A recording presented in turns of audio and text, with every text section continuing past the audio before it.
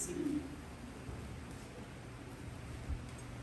Healing is possible. This set of stories from Mark is all about the reality that healing is possible. Healing is possible because the abundance of God overflows. It cannot be contained. It cannot be contained in 5 loaves and 2 fish. This image of the shepherd welcoming his people and spreading them out on the green grass. We didn't say this psalm today, but any good Jew hearing this story is immediately going to hear that psalm that so many of us know and perhaps memorize. The Lord is my shepherd, I shall not want. He brings me beside still waters. He lays me down on the green grass. Healing is possible because the abundance of God overflows. It cannot be contained.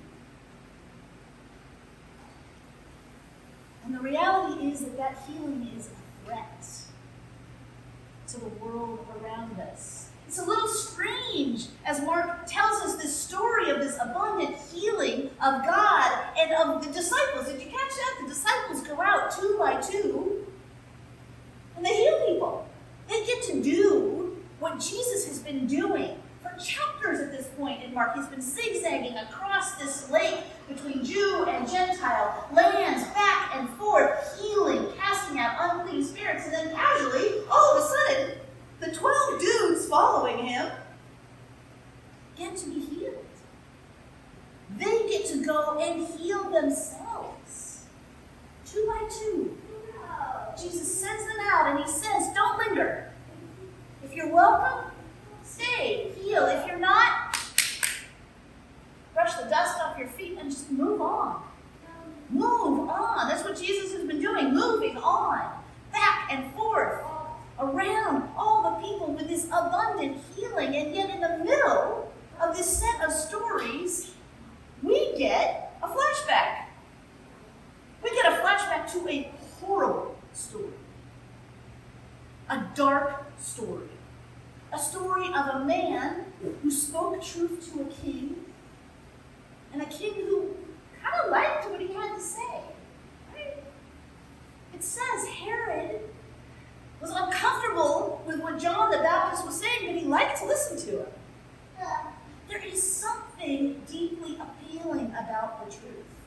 There's something deeply appealing about a prophet who reminds a people, and remember, Herod is a Jew. He has grown up on the stories of his people, just like the fishermen and the farmers of Galilee, just like the poor that Jesus is spending most of his time with, just like them. He has heard the same stories of the prophets of God coming and constantly reminding God's people, I am the Lord your God, and I have called you into a life of abundance where everything that we have, all of creation, is meant to be shared, to care for one another, that we could have abundant life.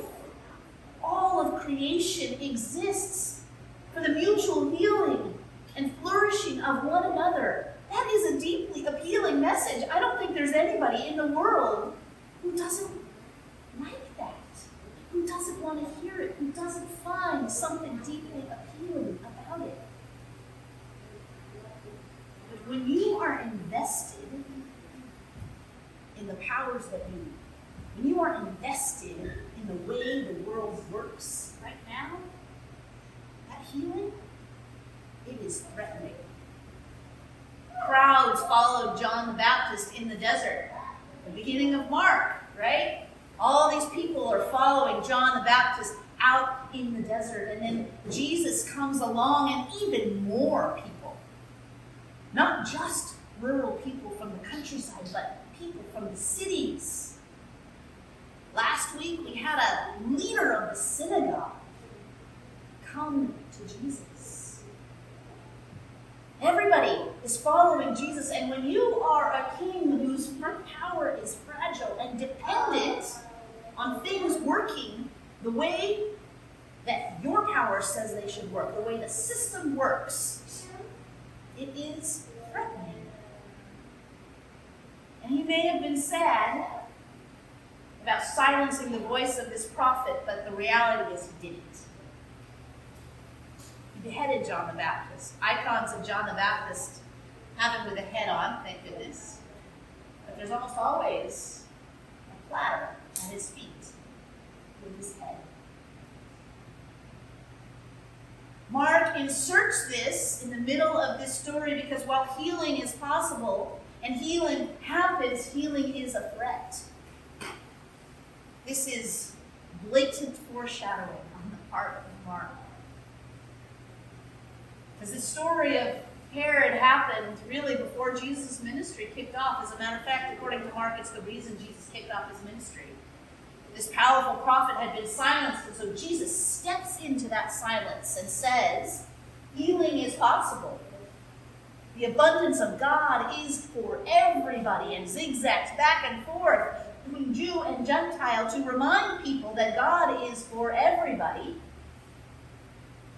And that is not going to be received well by his king.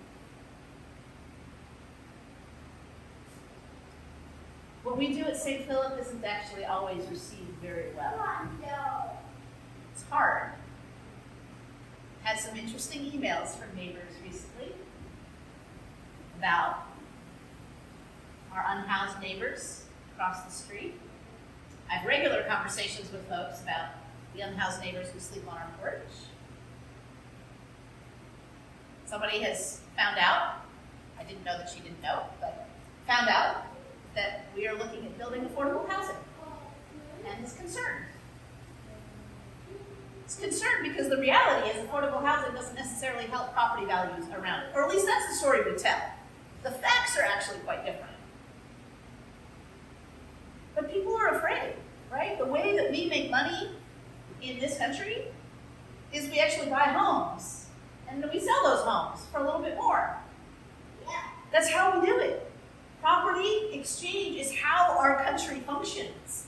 We sell things because that makes the economy go. Remember, the panic of COVID in part was, oh my God, people aren't spending their money. The economy is going to collapse. The problem is that very economy just doesn't work for some people. It doesn't work to refuse to spend money to house people who simply cannot house themselves because property is too expensive. Not everybody can own, and that's fine. People can't feed themselves. People aren't returning to work, even though small businesses are desperate for workers because they just aren't getting paid enough. They're not getting paid enough to work and to be able to actually feed their children and themselves and pay for the medicines they need and deal with childcare. We have a system that simply doesn't work. And people, though, get angry. They get upset when we offer healing. I can't even tell you the number of conversations I've had about this water faucet that's out here on this side of the building. It erodes a part of our dirt, our water bill. I don't know if you know, we've got 2 water bills in this church, actually. There's 2 water meters. There's one that feeds this set of water, and then there's one that feeds the water that's over here, which is basically the sacristy and that water faucet out there. The water bill on that side is huge. The water bill on this side is minuscule because we barely use water during COVID. But one of the things that we can do with this, the church, is we can provide water to people who need water. To drink it, to wash, and it upsets people. People have decided that the whole reason that we have a group of unhoused folks over here is because we provide water. Now, maybe there's probably a relationship between the two. I'm not sure it's actually cause and effect in the way that people describe it, but it upsets people because it brings the value of their neighborhood down, or the perception of the value of their neighborhood down. And there's a part of me that sympathizes with the reality of a world where our value may actually only be in the property that we own, and our ability to sell that means that you have to protect the value of that property at the expense of the lives of those around us. We are all caught. I think about this all the time. I live 3 houses and a wide open vacant lot from Killingsworth. There is always at least one van/RV parked in front of that lot. And there's a couple houses that I'm not actually sure deserve the name houses. 3 houses down the street from their shacks. They have clearly not been cared for by whoever owns them, and whoever rents them probably can't, for decades.